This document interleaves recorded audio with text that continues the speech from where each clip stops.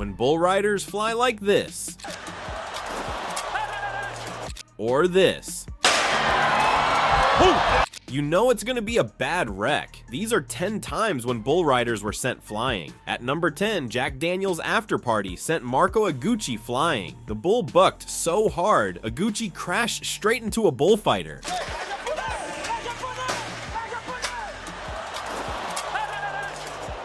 And yep, the bull had an after party after that. But when airtime took out Joao Ricardo Vieira at number 9, the bull did it with just its simple bucks. Give and take. You want to see explosive? Hit the rewind button. Vieira ended up getting more airtime than a bull ride. Tossing riders up has never been Wonderlust's strongest suit, but when Michael Ostashek rode him at number 8, well, the bull tossed him up higher than anyone expected. Here we go, come on Mike, let's do it! Yeah! Now, what would you do if getting flung by a bull came with a bonus slam into a metal post? That's exactly what happened to Matt Triplett at number 7. Seconds here, he faces hot iron they've met before. This bull's a mean one. Not gonna have a chance to be. Hey! Yikes! The metal post is just as dangerous as the bull itself, and if anyone knows that firsthand, it's JB Mooney, thrown straight into it by Angola Slim. JB set. Whoa! But who could ever forget round 3 of the 2012 PBR Built Ford Tough World Finals in Las Vegas, when Ben Jones got the same fate as Mooney when he was thrown by Who Dat.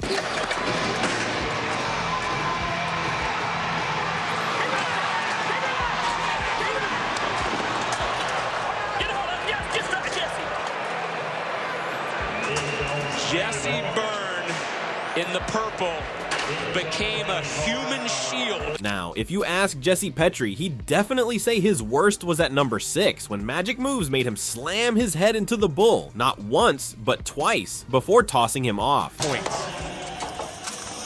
Boom! Boom! Not once, but twice! Bang, bang, out go the lights! At number 5, we have Shawn Willingham, who endured his neck pain just to get out from a raging modified cycle. If that's not amazing, I don't know what is. Got a great opportunity. Oh, no! Just $3 in, and Shawn Willingham was airborne. Willingham flipped and landed hard, but Willingham didn't hit his back or chest like most of the rides. He landed neck first, and the way his body folded after the impact, it was horrible. Tam's career, he said, I'm not done yet. Got a great opportunity. Oh, no! But here's the interesting part. The moment he hit the dirt, he scrambled to get up. Not because he was okay, but because he knew the bull wasn't done yet. Modified Clyde had already turned and was coming back around.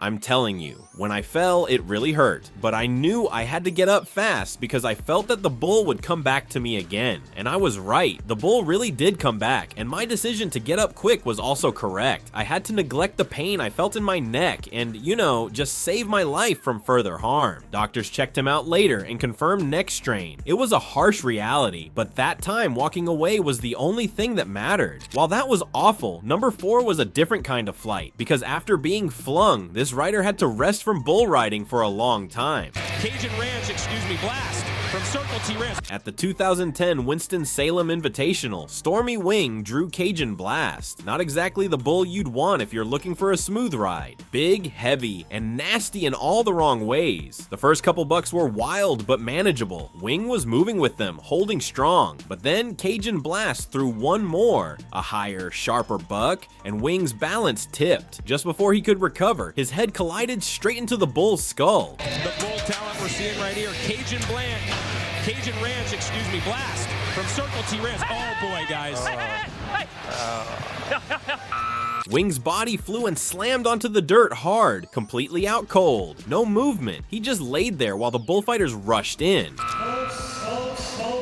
There's a reason that bull has a name like that, and that was head-to-head contact. Thank goodness Stormy was where Medics arrived fast, surrounded him, and only after a minute or so did Wing begin to show signs of coming back. But later, doctors confirmed that Wing had suffered a concussion. They advised him to take time off just so that he can let his brain recover. Months later, he was interviewed. "The buck from Cajun Blast wasn't that strong," he said. "It's just that when my head slammed into its head, I lost my consciousness. But I'm sure that if that didn't happen, I would have ridden him 8 seconds full." Now, underestimating a bull is the fastest way to get launched. And that's exactly what happened to Lachlan Richardson at number 3. Lachlan Richardson saw the name, saw the stats, and figured it was doable. The Aussie on Fire Rock.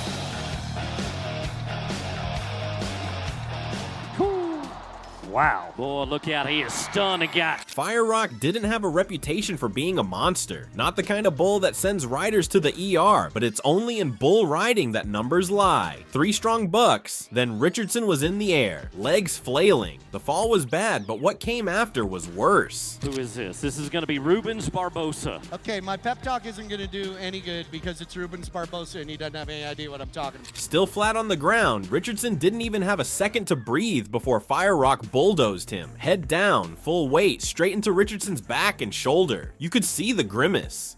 I think that was the worst wreck I've been in. The wreck after the fall stuck with me the most. I'm lucky enough to have escaped with only minor injuries.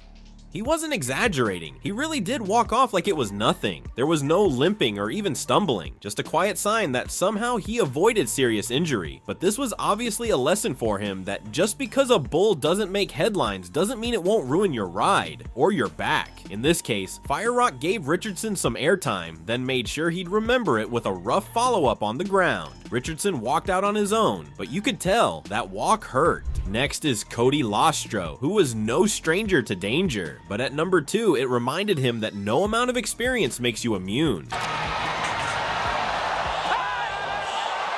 The bull was JD, a name that didn't ring too many alarms. Barely anything to study, but there was one thing that stood out. 100% buck-off rate. That should have been the red flag. Lostro went into round 3 of the 2013 PBR BFTS Liftmaster Invitational thinking he could handle it. For the first second or two, it looked fine, until it wasn't. You see, JD made a few circles, picked up speed, and then threw in a violent buck. That was enough. Lostro was airborne and crashed neck first into the dirt.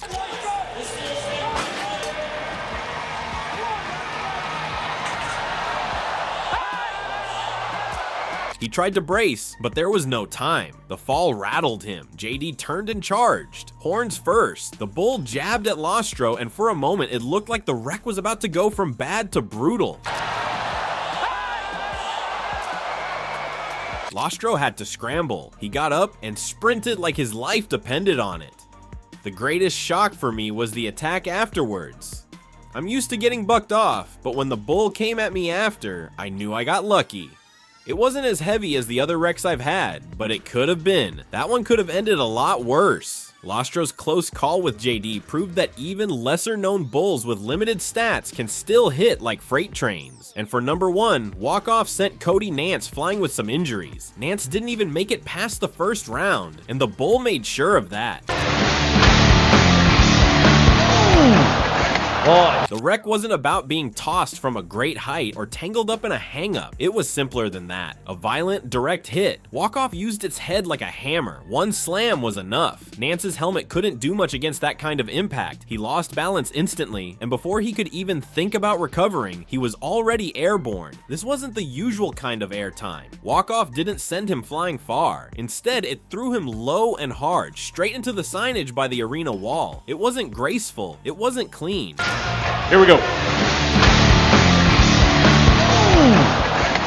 he got hammered. Look out. And he didn't move. Yeah.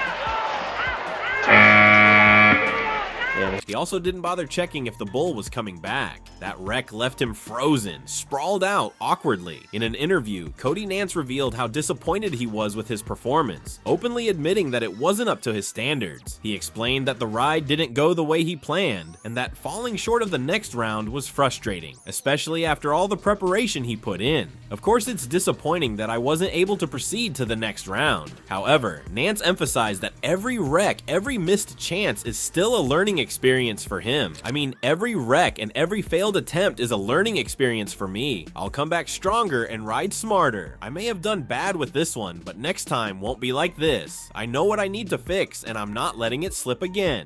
For Nance, moments like these are part of the journey, and while it stings now, it gives him more reason to come back sharper, more focused, and even more determined to improve. So yeah, falling from height is one thing. Getting body slammed into solid metal by a 1,000-pound animal? That's another level, because let's face it, bull riding is a dangerous sport. These riders are trained professionals, but even they know the truth. It doesn't matter how skilled you are. All it takes is one wrong move or one strong buck, and suddenly you're airborne. Thanks for watching.